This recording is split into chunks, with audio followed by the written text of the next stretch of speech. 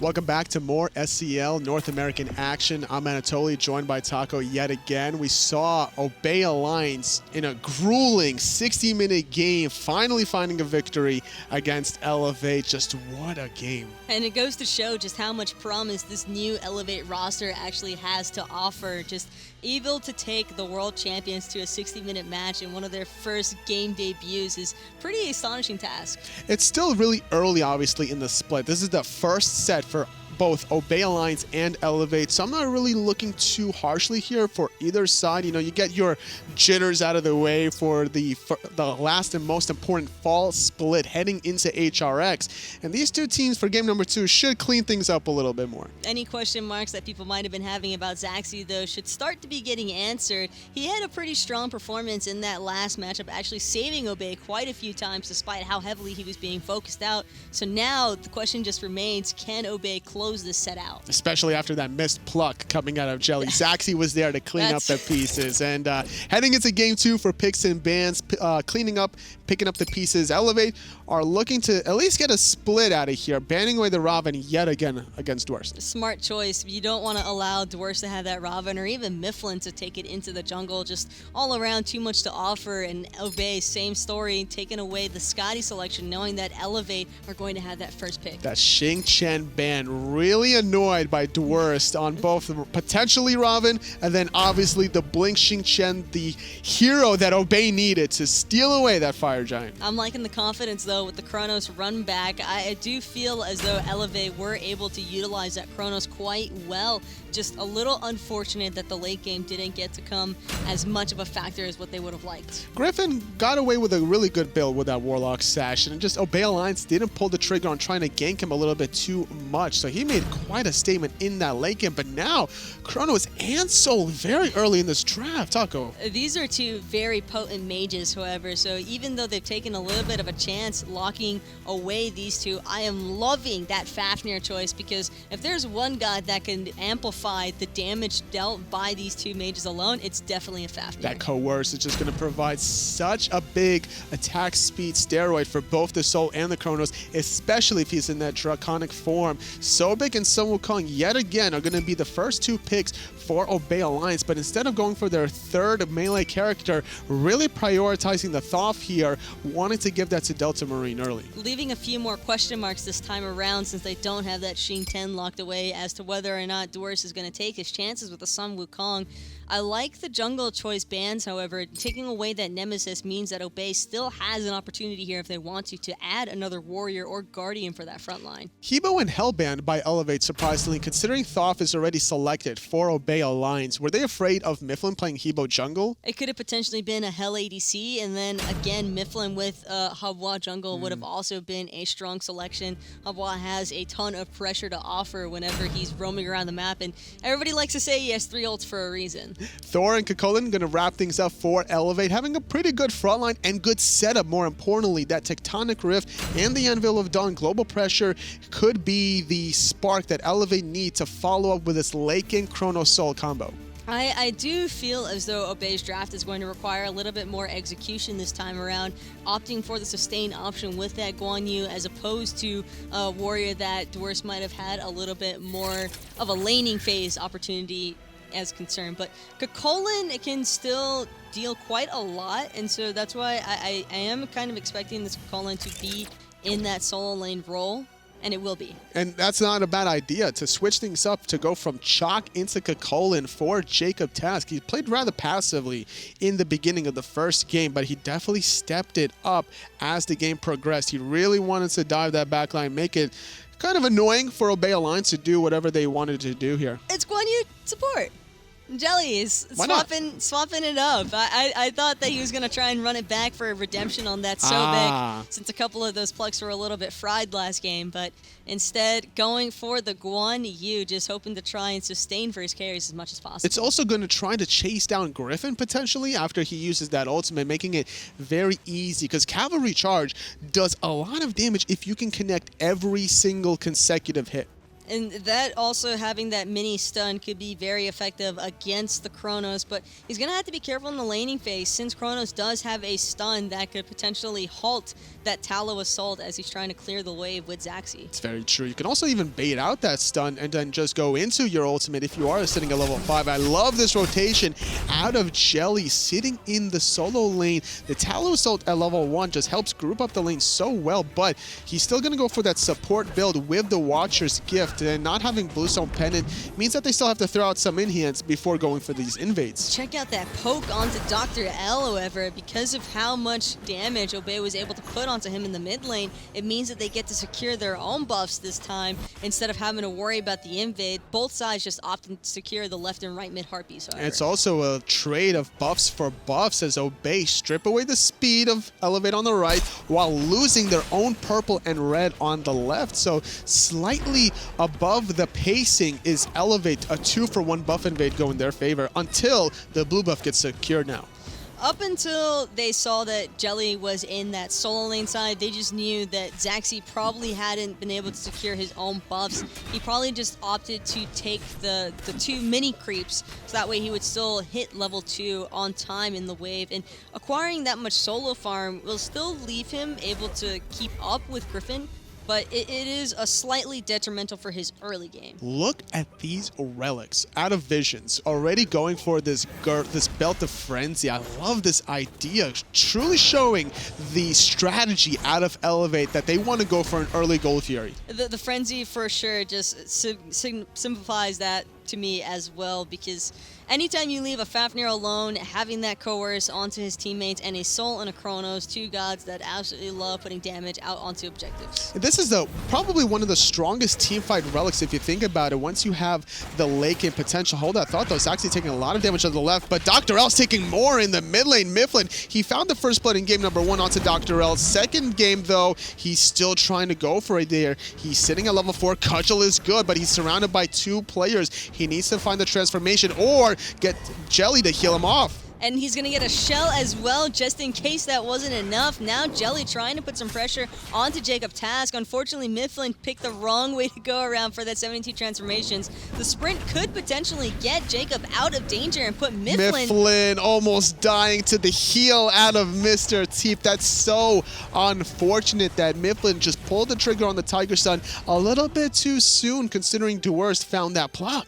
It's just a slight miscommunication there from Obey, but they still got what they were really looking for, and that was the first blood onto Elevate Dr. L. Dr. L is back in the action, but he's not going to miss out on too much farm because Mifflin was so low, and all that time spent trying to find a secondary kill was lost by not farming. Not on the mark with the stun for Delta Marine. Great presence of mind from Dr. L, separating himself away from Mr. Teep, knowing that he was going to be that prime focal point target, and just stunning out Jelly, not allowing him to chase down his soul with that Tallow Assault. That was also just a great wall in general because Jelly's level 5. He could have opted to potentially even just straight up ult Mr. Teep and have the follow-up from Delta Marine after, since he has so much range on his abilities. Dr. L is going to have to keep this in mind as the game progresses, just to try to look for those walls under, making sure that Jelly doesn't chase down anyone too freely. Already basically cornered against his own tier 1 tower as he's waiting for Mr. T to get back in,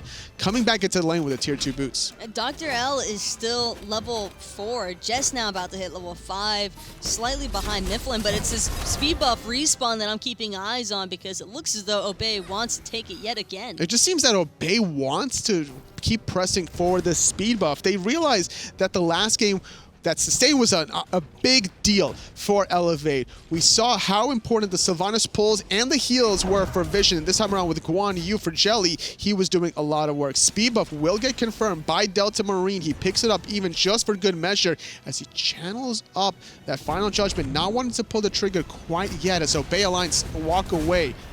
But Jelly still has his ultimate available. He's going to opt to just try and get out of there. Frenzy having been popped by Visions, expecting a little bit more follow-up as soon as he saw Jelly going up into the ult. Not having the necessary setup for that supernova, unfortunately, so walking away with the speed buff, trading out the ultimate from Jelly for the relic out of Visions. It's a slight favor for Obey Alliance, about a 15 to 20 second window in that category. Nothing too much to write home about, but Obey Alliance stripping away another speed buff against Dr. L.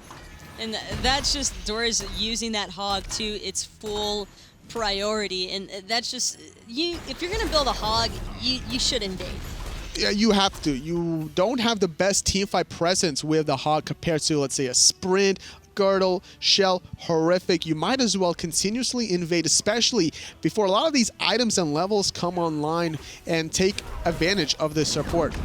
Especially considering that Visions was a little bit more delayed on getting to that solo lane side of the map in comparison to Jelly, who'd already been hovering that area. And once Visions made that rotation on the back right Harpies, he actually got poked out a little bit more than he wanted to, and he was forced to almost concede that speed buff before it even began.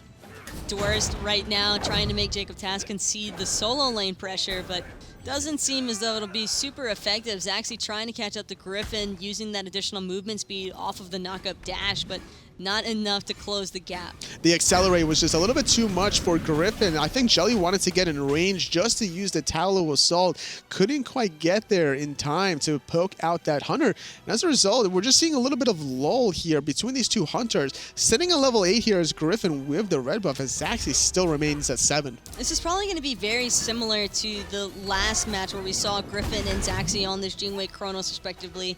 It's because neither of these Hunters can really punish the other early on, and both just get a free farm. Right side, Dr. L not on the mark with that Anvil of Dawn. Dworst sniffed it out in the bottom side as Mifflin was thinking about making that rotation. Dr. L spots him with a nice little position war there above the Fire Giant. Vision control on the right side dictated by Elevate, but on the left, it's mostly Obey Alliance. Dr. L's had some very solid Thor walls already, preventing any sort of follow-up pressure from Obey, which is really important to keep a mind on, because anytime you expend an ultimate like that, you can almost anticipate the counter. Mifflin goes in with a Tiger Stun 1v2. He gets knocked out by the Supernova.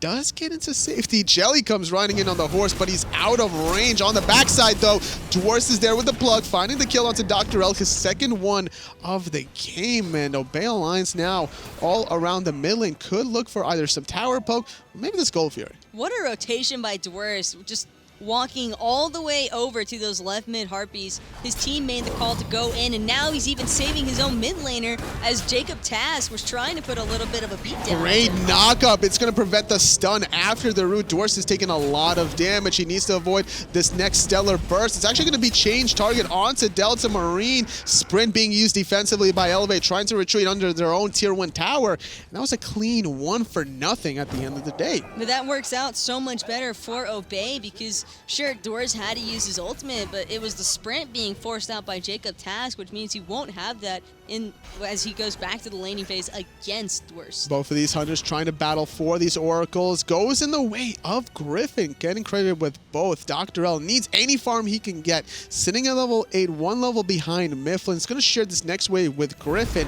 And as a Hunter, though, this guy has to hurt you a little bit.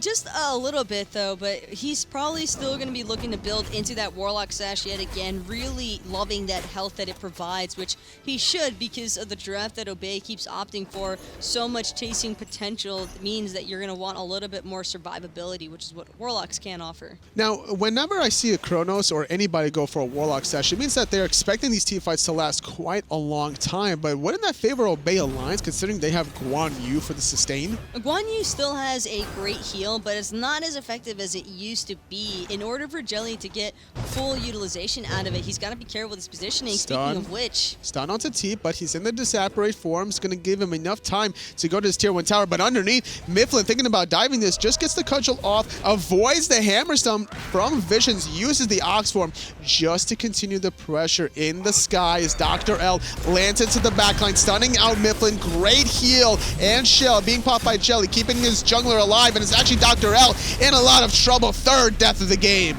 final judgment was used there by Delta Marine, even though a little bit of overkill doesn't matter because Mifflin still got the kill. Griffin trying to punish Delta Marine for being so pushed up, but with his dash being available, no further action can be taken. The rotation from Griffin trying to avenge his fallen teammate, not in time, unfortunately, for Elevate. And this is a slippery slope now. This Thor, 3 deaths in a row for his team. This is where it gets really dangerous because when you're picking one of those assassin gods, and sure, Thor can be a little bit more warrior-esque when you compare him to the other assassins, but it's not like a Sun Wukong who is literally that much of a bruiser and a front-lining force. He's already got 2 kills. He's even opted to build straight into a brawlers, not wanting to take any sort of chances with the heal. Just full commitment onto Mr. Teep seems to be the mentality here. Very affordable build coming out of Mifflin, trying to get that power spike while he still can. Double tap on the mark, negate some of the damage with Jelly's heal.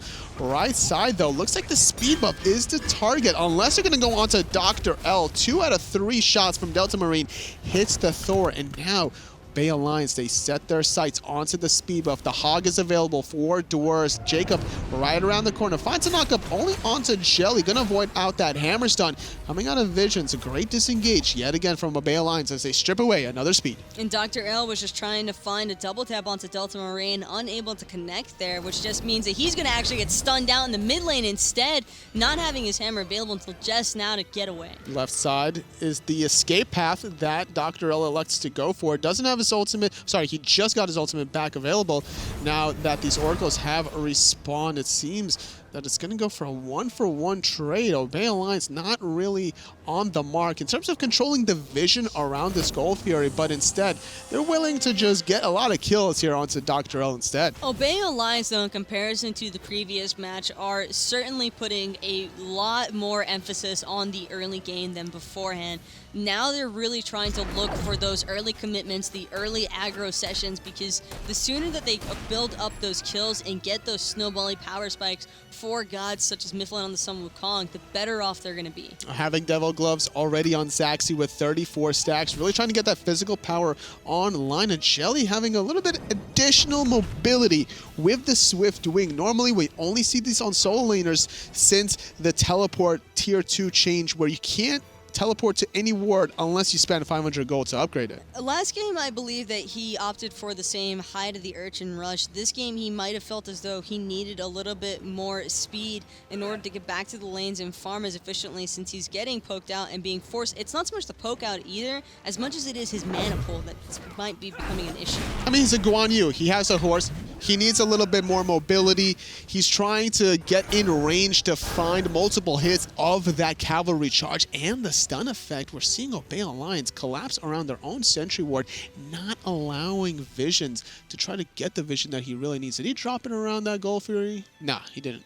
No, I think he's just fine from where his standpoint is right now. And either way, Elevate are still looking to just try and counter-engage mostly. But with Dr. L being as far behind as he is, that could prove to be a difficult task. Although that's a nice double-tap poke-out stun with Vision's follow-up hammer. Mifflin a little bit sloppy in the rotation underneath, not respecting the potential out of Dr. L's Thor. He is sitting at level 11. It's enough damage with the stun to confirm about 25% or more of Mifflin's health, especially considering there's not that much health or defenses quite yet for the Sun Wukong jungle. It seems as though Dr. L would rather have the Shifter Shield second item, feeling as though he's getting way too much poked out by Mifflin on this bruiser. So having the shifters will also make him a little bit tankier as well. Not only that, it provides a lot of physical power to be able to scale with once you do get more combos off. If you can combo your Anvil of Dawn Tectonic Rift pretty well, Dwarf's gonna take a little bit of poke. Finally, Dr. L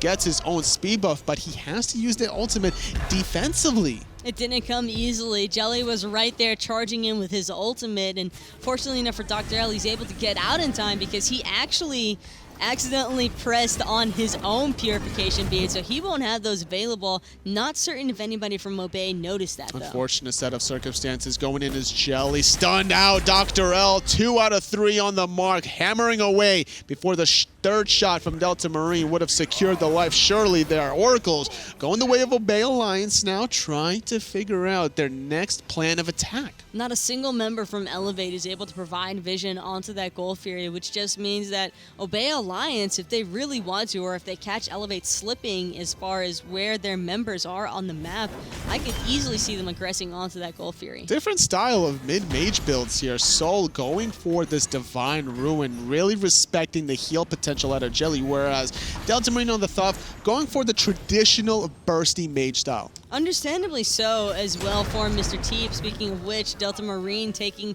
another decent chunk of his health, but finding a little bit of it back thanks to Jelly Sustain. And off of those two mage items here, I'm expecting a lot of action, probably favoring out Obey Alliance. Even with that Divine Ruin, that hurts a lot of Soul's damage. It hurts a little bit of Soul's damage, but it's still 80 power, and that is enough to where it won't hinder it as much as you might expect, although it is unfortunate considering that there's obviously better items that you would ideally want to prioritize in that second slot as a Soul. When you're facing off against a Guan Yu and you feel as though the sustain is going to be a problem, every single member actually for Obey has some form of sustain in their kit. Whether it's AoE sustain on the Guan Yu or self-sustain for their own kit. So Elevate prioritizing a lot of these teamfight engagements. Mifflin stuns out Griffin, forces out the beat, still taking a lot of damage for his trouble, not wanting to commit with the rewind. There was no reason to because there was no turnaround potential. Dr. L forced to disengage. Jelly and Delta Marine chunking out that jungle. Delta Marine and Jelly were more than ready to respond. As soon as Dr. L's wall just split the two of them apart, didn't really make too much of a difference since they were both able to still get their abilities off. Nice stun from Visions onto Mifflin, not going to allow him to get a free Tiger stun onto the Fafnir. And 16.5 minutes into the game, neither team quite pulling the trigger quite yet on this Gold Fury, but pulling the trigger is Jelly as he finds a 3-man stun and then a 3-man knockout from Mifflin, forcing out the rewind from Griffin. Zaxby's going to get stunned out, but he uses that Aegis Visions, transforms into the Dragon, looking for Moors. Delta Marine gets taken out by Jacob in the mid lane. And now it's going to be Visions just trying to survive as he's getting run down by Jelly. Will get cleaned up thanks to the dash off, and Dwurst, meanwhile, finding... Dwurst cleans up, Mr. Teep cleans up Mifflin. End of the day, it's a 2-for-2. A nice use of your global pressure ultimate from Dr. L, exploiting Delta Marine being left alone in the mid lane, and Jelly and Zaxi starting up the Gold Fury. It's very important for Griffin to get in position here to defend, but without his ultimate, without his relics, he's going to get chased down. The sprint's being used. Talon Assault to follow suit. The knockup, not wanted to come in with the dash there, recognizing Mr. Teep was right around that corner. Zaxi's dash was actually probably still on cooldown. It's a relatively long cooldown, probably right around 16 seconds still, depending on how he's choosing to level. And either way, just he couldn't chase as much as he probably would have wanted to. Not able to find the Gold Fury or a kill onto Kronos. However, Obey Alliance just goes to show they're very confident right now, trying to even go for some of these objectives. Dwarves gonna miss that pluck there as Jacob uses his ultimate during that rage mechanic form, making it a little tricky to hit some abilities. I do feel as though Zaxi and Jelly probably could have baited that situation a little bit better, waiting until Griffin fully came into the Gold Fury pit before trying to turn onto him. You can even drop that persistent gust around a corner, so as Kronos is coming through, gets knocked up into place, making it even more difficult to survive or even get off the rewinds. Unfortunate for Obey Alliance, but still a relatively even game. About a 1,500 gold lead for Obey, almost 19 minutes in. And it's been going all in Obey's pacing. I would have to say Obey have had an excellent job so far as ensuring that they can keep Elevate locked out of the jungle where they want them to be. And it's just been a slow and steady pacing, honestly. Even though that it's Elevate on the worst end of things, it's Obey slowly taking what they can. Dr. L slowly out of position at times. He has 4 out of the 5 deaths from Obey Alliance, and this is something that or 4 deaths from Obey Alliance's 5 kills, and this is something that Obey has been constantly looking to exploit. This Thor from Dr. L has just been not as impactful as one would want. And considering how many deaths Dr. L has already acquired on this Thor, that could be part of the reason why we see him opting to go a little bit more tanky with his build selection, starting off that T1 of what could possibly be a Genji's guard, since that would help him out with cooldowns should he take magical damage. Having a lot of MP5 not to spam his abilities as well. Mythic going to take some damage, dishing it back to Mr. Teep, and considering the Shogun's Kusari has been complete from Visions, it should be a Genji's coming out of Dr. L. We were talking about the Fafnir synergy between the Soul Kronos combination for Elevate, and I'm not really seeing it with the objectives quite yet, simply because Dr. L keeps getting picked off, allowing Obey Alliance a slight duration of control around the map. That and the fact that Visions is probably more concerned about trying to ensure that Elevate Dr. L is still alive, so he doesn't have a whole lot of opportunity to dive as much as he would like to. Speaking of which, Hammerstone just off the mark onto Jelly, safe and sound underneath his T1 tower. Jacob still holding on to his ultimate, not wanting to pull it around the tier 1 mid tower, but Dwarfs made the rotation. He's going to plug Jacob back in. Jacob now will find a 3-man ultimate as Visions goes into the dragon form. A lot of damage Delta Marine took into the sky. Is Dr. L trying to land into the backline, still holding on to it for a little bit longer, but he's going to miss it as he goes straight back in the front line instead. There wasn't really any opportunity for him to try and pursue that kill onto Delta Marine because he probably would have been CC'd out of it, but now it leaves him open to Mifflin's poke out potential. Griffin, however, is showing face just to try and prevent Obey from chasing out his jungler. He's going to drop a ward right between the red and the purple buff. Really well positioned to spot out Griffin. He's going to have to wait for Visions to be that buffer that he needs before he goes in, juking out the pluck. The rest of Obey Alliance, they're going to reset the Gold Fury, but not before they sprint in, going into the back as they take out Griffin instantly. No time to rewind. Knockups are the best CC in the game for a reason, and JacobTask now finding that to be an issue as Dwarves cleans him up with the sickening strike. Nice stun onto Visions, but not enough damage because they have to back on out. They're too focused on Dr. L. He already has 4 deaths in this game. Can it be number 5 for Obey Alliance? Instead, peeling off of that jungler, not wanting to commit as they have better picture in mind. It's the Gold Fury that's already sitting at half health.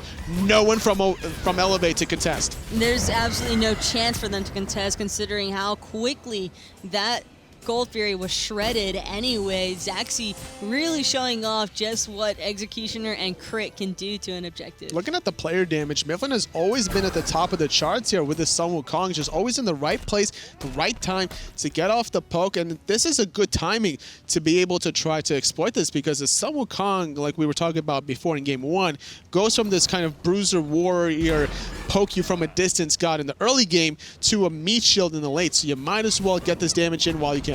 Sun Wukong's main priority as the game progresses is just to try and keep his carries alive and just be in the face of the enemies.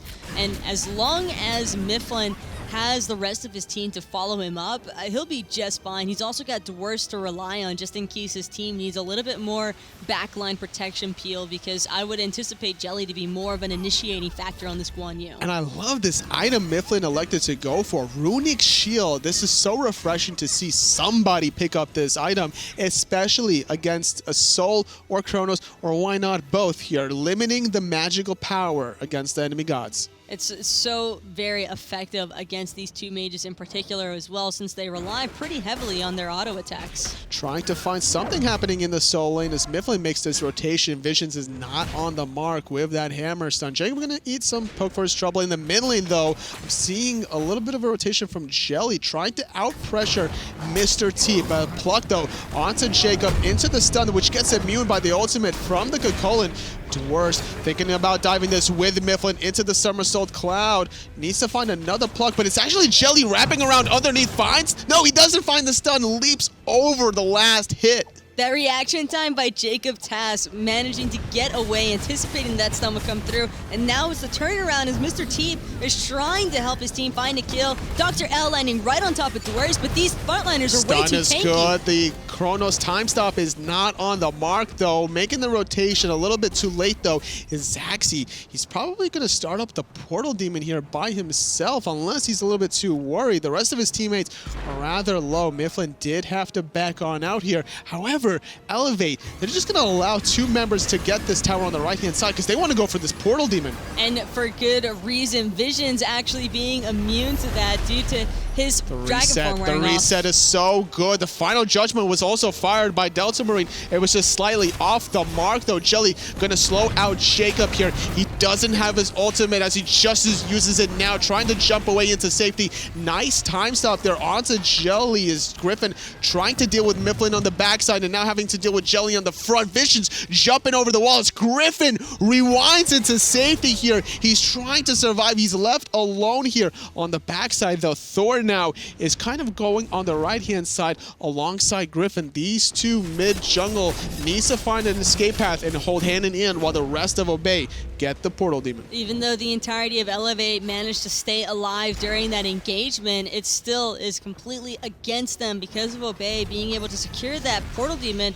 Luckily enough, though, for Elevate, I'd say that was a fortunate situation because JacobTask was almost killed due to the wall from Dr. L cutting him off. He just barely got out of that one. He used his ultimate at the right timing for that CC immunity, jumped away as he normally does. He's been so on the mark between avoiding a lot of CC setup and yet again, Obey Alliance. They stripped away multiple speed buffs and they're not done yet despite it being 25 minutes in. Jelly feels more like jungle roamer number 2 as opposed to a support this game, and that is a great look for him. Last game we saw him trying to play this aggressive on the Sobek, not having as much flexibility with it, but now with the Guan Yu's ultimate and having that shred protection, or that shred possibility due to the Tallow Assault, it's working out much better for him. It's all about the utility coming out of Jelly. He's not worried now about being the main engager. He still has that with the cavalry charge, and he has the heals, the cooldowns necessary. As long as he heals his allies,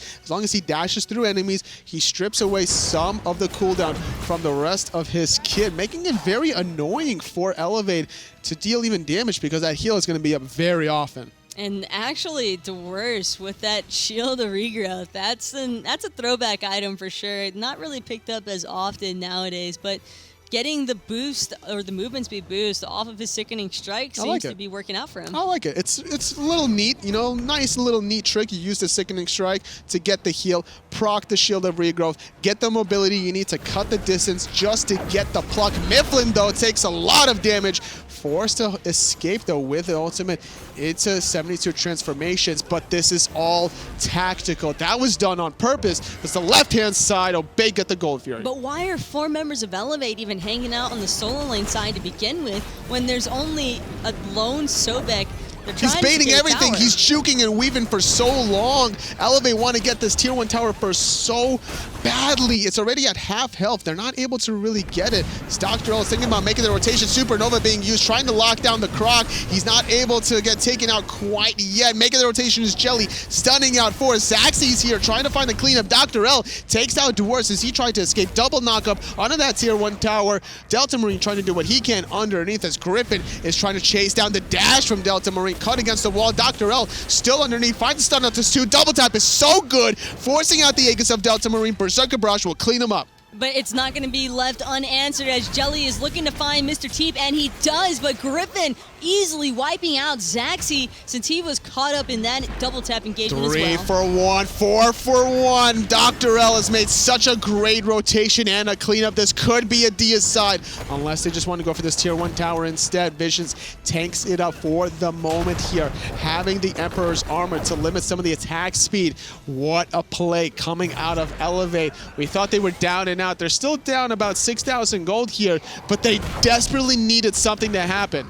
Obey was just way too spread out whenever they decided to make that counter engagement. You had Delta Marine at the very back end. You had Zaxi still hanging around the corner side pit for the Fire Giant looking to get some poke in. And then on top of that, Mifflin had already been poked out so much that he needed a back to begin with. I almost feel as though Obey should have just allowed Dwarfs to die for free, give up the tier 1 tower, because that was all a tactical delay to ensure Obey would get the Gold Fury.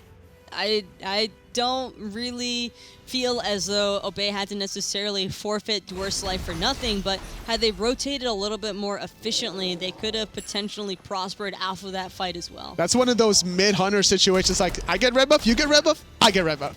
I think that for this situation and considering Griffin's build, he'd probably benefit a little bit more off of that red buff. He's had a little bit more opportunity as far as kiting for himself to be able to jump into that backline for Obey, see if he can get off a couple of time rifts. And Mr. Teep's going for this more utility style anyway with the Divine Ruin, so he doesn't have the same amount of DPS as opposed to Griffin that has that Warlock Sash fully stacked. Bancroft's talent does a lot of work, especially the lower he gets. Zaxxy's actually going to commit a little bit. 2 crits right in a row. The stun onto Vision's going to force out the jump here as well. Another stun from Jelly. In the sky is Dr. L. Griffin, though, rewinding in the back. He wants to take a 2v1 onto Zaxxy. Great play from Elevate. It wasn't a 2v1, though, because his jungler was in the air, but now it's Delta Marine trying to get away from Dr. L, who's putting out so much damage. Griffin actually going to be the one to clean him up. Meanwhile, Mr. Teep and Vision's safe on the backside. Jelly not done quite yet, though, trying to get something out of nothing.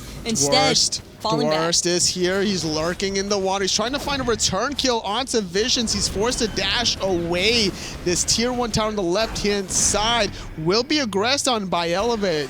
Interesting to see a non-stopping of the back from Jelly.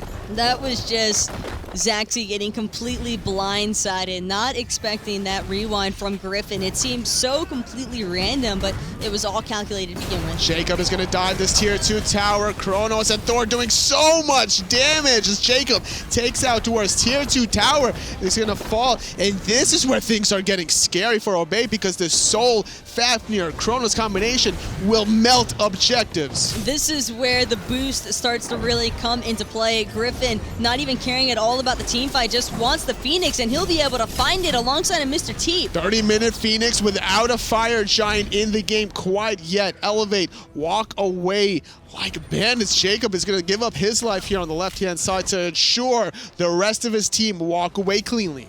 100% worth it every single time. Solo laners will almost always trade out their lives for a Phoenix, and it's not just any Phoenix either. It's the best Phoenix that they could have possibly secured in the game, considering it's opposite side of the Fire Giant. Allowing for more waves to trickle down, and if you have to defend that left-hand side, the rotation path to cut back towards Fire Giant is extended even further. Obey, though, are not deterred. They don't have to worry about any fire waves too soon, so they're going to just get this Portal Demon for free, abuse their 5-on-4 because Jacob's still dead for 25 seconds, and now get their first Fire Giant for free. This is completely free. Everybody from Elevate feeling so confident after having secured that Phoenix just immediately backs off. Obey, recognizing this, seeing that there are no members on the map, just automatically assume that Fire Giant was good to go. Which team would you rather be playing for at this point? Would you rather be playing for the team that has the Fire Giant with 2 Phoenixes up, or vice versa? Definitely the team with the Fire Giant, because even though they've lost their, or what's Obey's technically right-hand Phoenix, they're still going to be able to push up that wave. They're going to be able to make up for that lost goal between the Gold Fury and what towers are left standing on the map. Jelly has grouped up now with Zaxxy and Dwarfs to confirm their 3rd Gold Fury of the game. And with this Fire Giant buff around their waist for another 3 minutes and 15 seconds, it seems that they're going to be going towards the left. But look at this. There's a fire wave inside the Tynan room of Obey. They're forced to have Zaxxy kind of defend this. There's going to be another wave there to follow suit. The rest of Elevate, though, they're in the mid lane. They're kind of surrounding Mifflin, though. Mifflin could be in a lot of danger. He's completely gone right now. He's just absolutely melted. That's a 5-on-4 now for Elevate. They're going down the mid lane. There's still a lot of fire minutes left to deal with on the left-hand side.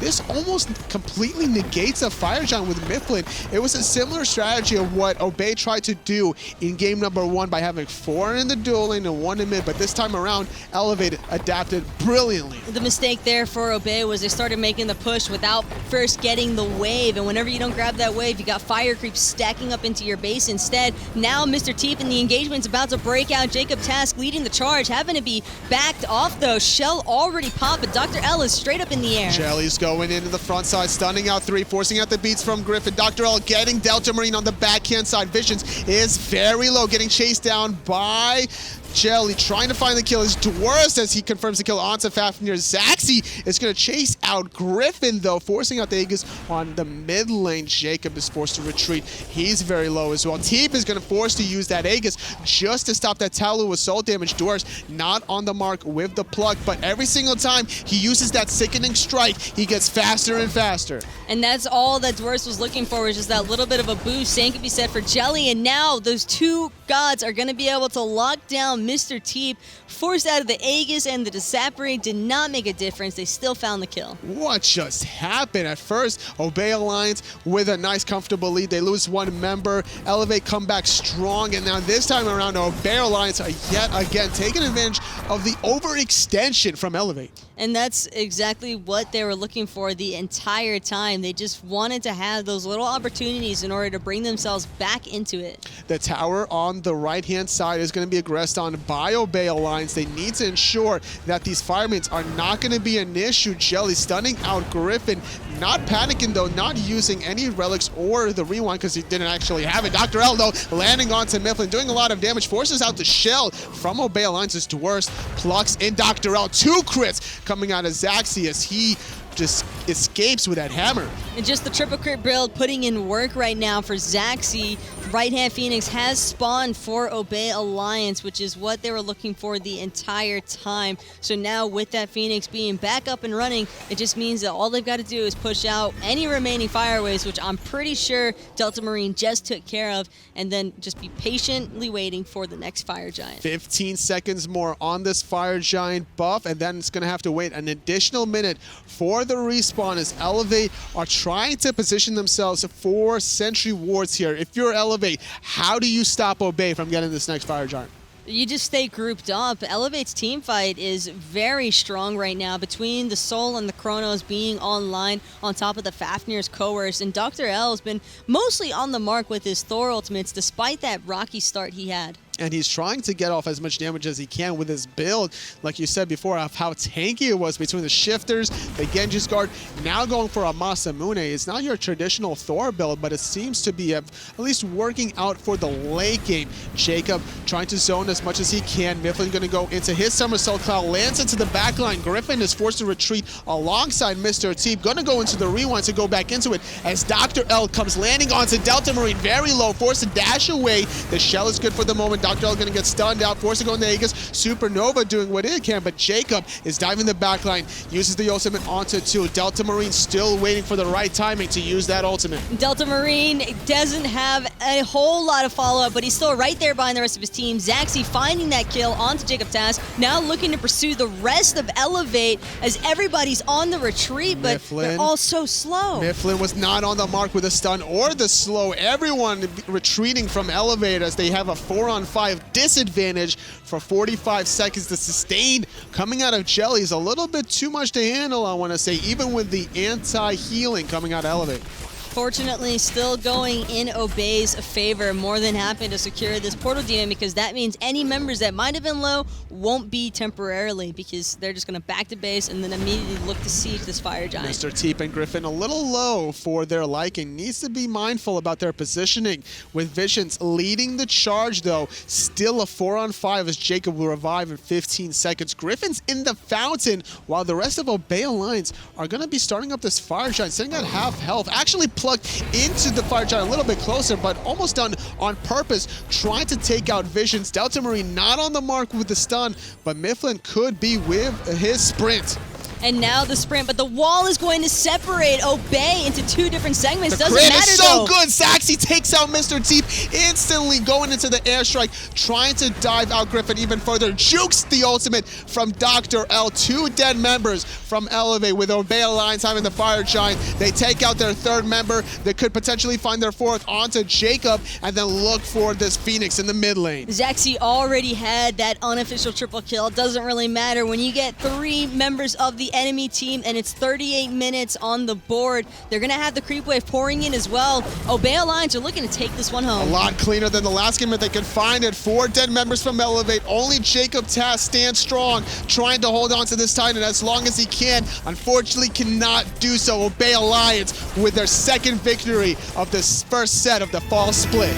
Came a little bit shakier than what I'm sure they would have wanted, but either way, Obey Alliance are able to find the 2-0 victory over what would seem like pretty tough opposition. Oh, absolutely. Elevate played their hearts out. They had so many opportunities for plays that unfortunately they couldn't execute on some of them, but what I really like from Obey Alliance is how they transitioned their composition. To go from Sobek into the Guan Yu for Jelly, I think really helped them kind of win some of these mid-game team fights. There were some moments where Obey Alliance's draft seemed as though it might start crumbling in the face of Elevates just because of how much late game presence they had between that Soul, Fafnir, and Chronos, but the itemization and the abilities were just on point with Obey. And on point was Dewars playing the Sobek in game number 2, just being an absolute nuisance with his plugs, slowing everyone down with his ultimate, and going for a very interesting, unique build by going for that Shield of Regrowth. Constantly forcing out the ultimates from Griffin and also Mr. T, just allow the rest of Obey to completely afford collapsing